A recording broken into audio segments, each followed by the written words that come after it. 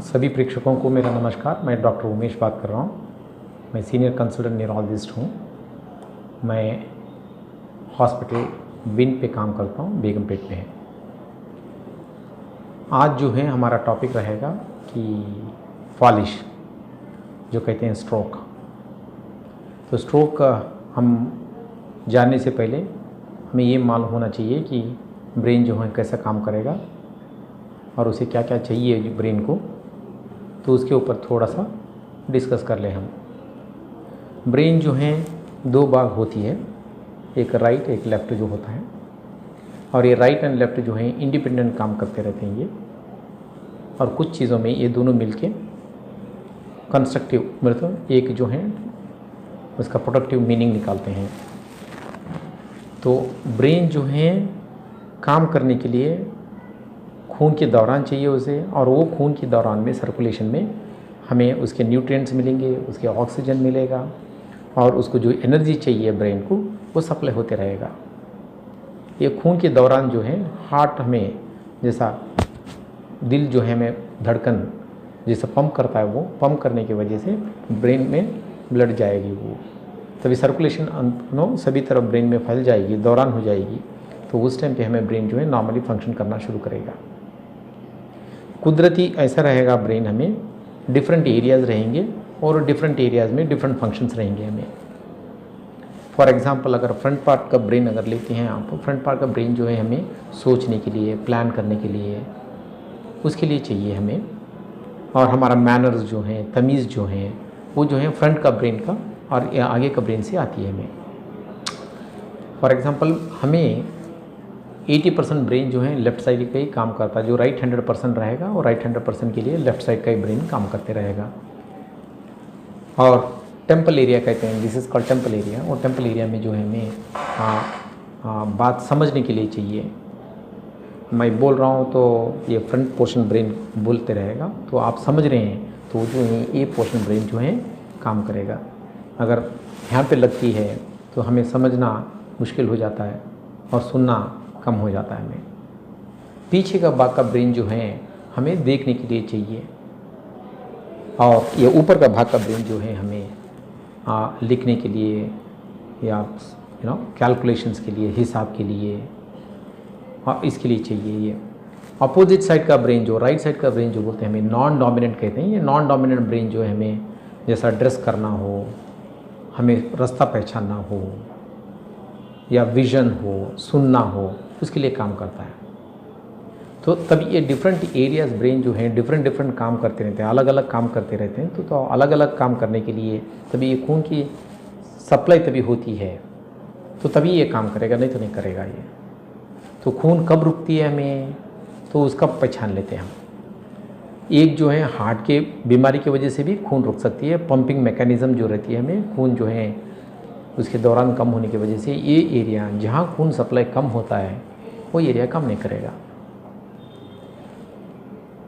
ये एक कारण होती है। दूसरी जो है हमें नली रहेगी। यहाँ हार्ट से जो ब्रेन तक जाने के लिए हमें एक छोटा सा नली चाहिए, उसे हम वेजल्स कहते हैं।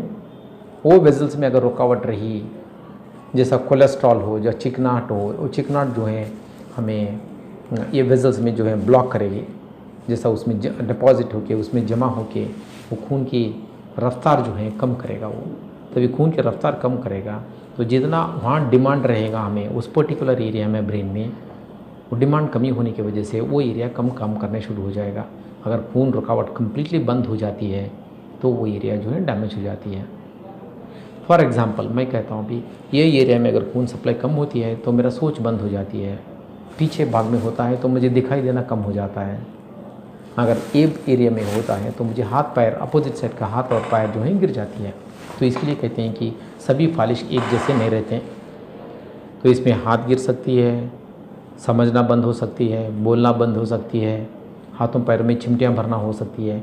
तो ये अलग अलग के फालिश हो सकते हैं हमें। तभी हम इसे कैसा पहचाने, हम यूजुअली बोले तो सभी सोसाइटी में देखते हो हमें, तो ये हार्ट की बीमारी में हो सकती है, और खून की चिकनाहट बनने की वजह से हो सकती है। चिकनाहट कभी बनती है हमें, हम जितने भी खाते हैं दिन में, वो खाना अगर हम खर्च नहीं करते हैं, जैसा एक्सरसाइज नहीं करेंगे, अगर हम चिकनाहट ज़्यादा खाएंगे, जैसा ऑयल के फूड्स हो या नॉन वेजिटेरियन फूड्स हो या चीज़ हो या पनीर हो, ऐसी चीज़ें, या स्मोकिंग हो, स्ट्रेस हो, नींद कम रहना हो, इससे क्या है चिकनाहट ज़्यादा बन जाती है हमें। कुछ बीमारियां रहते हैं, जैसा ब्लड प्रेशर हो या शुगर की बीमारी हो, डायबिटीज़ हो, इसमें भी चिकनाहट की बनने का ज़्यादा परसेंटेज ज़्यादा हो जाती है। तभी ये चिकनाहट बनने शुरू होती है। फर्स्ट जो डिपॉजिट होता है तो जमा होती है, वो खून के नलियों में डिपॉजिट होती है। अगर वो ये खून की नलियाँ अगर हमें बंद होना शुरू हो जाती हैं तो वो ऑर्गन काम नहीं करता है। फॉर एग्ज़ाम्पल हमें इसे कैसा ट्रीट कर रहे हैं, अभी हमें बड़ा सा सवाल ये होती है, फालिश होने के बाद डॉक्टर को जाके ये पूछते हैं हमें कि ये ठीक होता है क्या, अभी भी ठीक नहीं हो रही है, 6 महीने के बाद भी ठीक नहीं हो रही है। ये पूछना भी गलत है हमें। ब्रेन जो है मैक्सिमम 2 या 3 मिनट ही उसका सर्वाइवल टाइम रहता है, बोले तो बचने का टाइम रहता है। वो 2-3 मिनट में हमें उसे रिवर्स करना पड़ेगा, खून जो है दौरान होना पड़ेगा। अगर खून की रुकावट 2-3 मिनट से भी ज़्यादा होती है तो खून हमारा ब्रेन जो है 6 घंटे 4 घंटे तक सर्वाइव हो सकती है, बच सकती है। 4-6 घंटे के बाद भी अगर खून पहुंचती नहीं है ब्रेन को तो वो एरिया जो है परमानेंटली डैमेज हो जाता है। तो हमें क्या है, फर्स्ट ये समझना पड़ेगा, कोई आदमी अपने डेली रूटीन से हट के दूसरा ही होता है, जैसा हाथ पैर गिरना हो, बोलना हो या नज़र कम होना हो या फालिश के जैसे आपको दिखाई दिया तो तुरंत जो है आप डॉक्टर के यहाँ इमीडिएटली जाना चाहिए। और डॉक्टर जो है वो खून पिघलाने का वो इंजेक्शन दे देते हैं। वो इंजेक्शन जो है हमें फर्स्ट 4 आवर्स में ही देना पड़ेगा।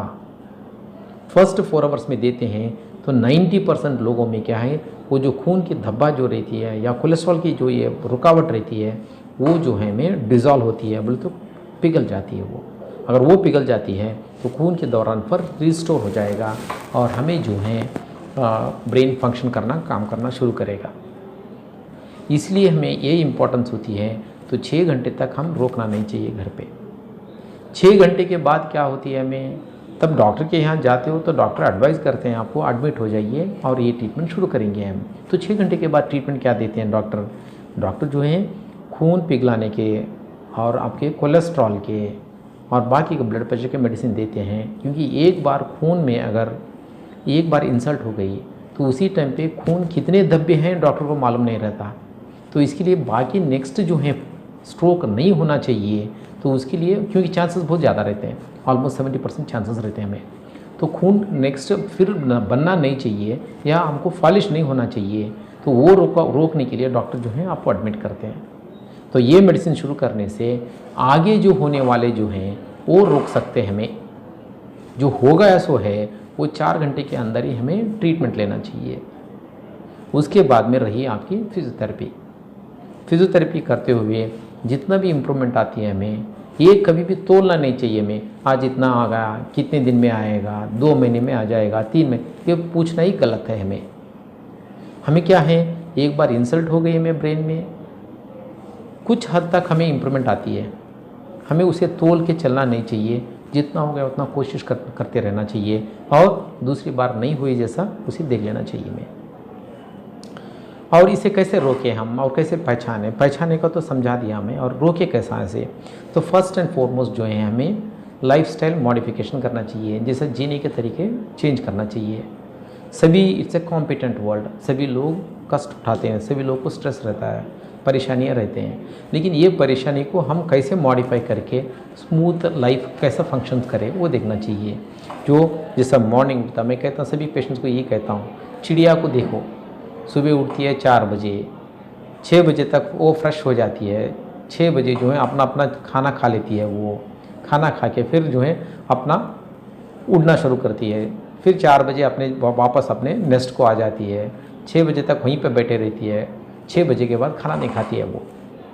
और ये भी देखो, आप देख के डाल के देखो, शुगर नहीं खाएगा वो, तेल की चीज़ें नहीं खाएगा वो, नमक की चीज़ें कुछ भी नहीं खाएगा वो, जो है नेचुरल जो रहता है वही खाता है। तो इसी से सीख लेना चाहिए हम भी, जैसा अर्ली मॉर्निंग उठे, एक्सरसाइज करें और उसके बाद में जो है हम तभी भूख लगता है तो ही तभी थोड़ा सा लेना चाहिए और मैक्सिमम क्वांटिटी फूड यूज़ नहीं करना चाहिए। बार बार थोड़ा थोड़ा 2-2 घंटे को 2-2 घंटे को खाना खाना चाहिए। और चिकनाई नहीं रहना चाहिए। नॉन वेजिटेरियन फूड नहीं लेना चाहिए, क्योंकि उसमें कैलोरीज और एनर्जी ज़्यादा रहता है, वो एनर्जी जो है हमें कंजर्व नहीं करना चाहिए। और लो कैलोरी फूड लेना चाहिए, और नॉन वेजिटेरियन फूड को स्टॉप करना चाहिए। और at the same time regular exercise हो गया। दूसरी आदतें नहीं बनाना, जैसा स्मोकिंग हो, जर्दा हो, गुटखा हो, कौन सी भी चीज़ें आदत नहीं बनाना चाहिए। और डेली एक्सरसाइज करके पानी ज़्यादा पीते हुए और ये करते रहेंगे, 99% हमें जो है कौन सी भी बीमारियाँ नहीं आते हैं हमें।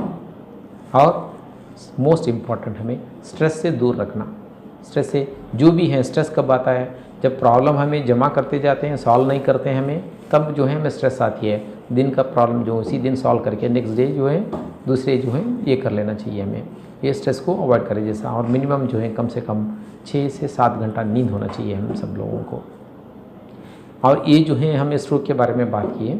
और probably if you like this video, just call me up or you can contact me on 9248033375। मैं भी बार रिपीट करता हूँ, you can call me up, you can discuss with me, मुझसे डिस्कस कर सकते हैं आप।